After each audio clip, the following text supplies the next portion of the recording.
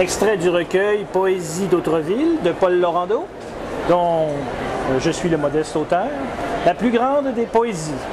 C'est toi qui, avec tes grands bois et ton lac froid, bleu et poli, me demandes des poésies comme si tu n'en possédais pas. Des poésies, tiens, en voilà. C'est cet oiseau qui virevolte comme une pensée de révolte contre ce ciel et ce vent-là. Tiens, c'est ce canot qui s'amuse à brinque-baller doucement en clapotant des vers dolents dont ce lac désert et l'amuse.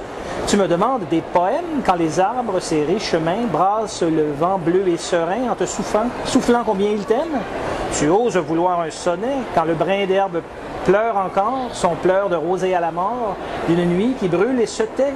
Tu vas jusqu'à croire au poète quand quelques galopins sylvains tailladent un éclat de rondin pour te chanter une arbalète. Et tu cherches sur le papier les lambeaux de l'inspiration quand les taillis et les buissons s'écartèlent sous ton soulier. Mais ta main qui tient cette page, l'as-tu seulement regardée? Elle vaut 100 000 épopées, cette esclave parfaite et sage.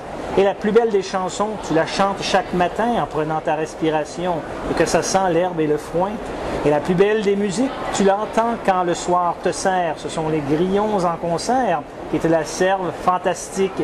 Et c'est cela qu'on veut geler, qu'on doit enfermer sous le verre, des rythmes, des mots et des vers, de nos poésies détraquées. Mais les poètes sont menteurs, ne crois pas à la poésie, sauf si celui qui te l'a dit est le lapin blanc d'un conteur. Quant à moi, je suis un copiste et mes mots sont de la fumée, crachée par la cheminée triste d'une cabane abandonnée.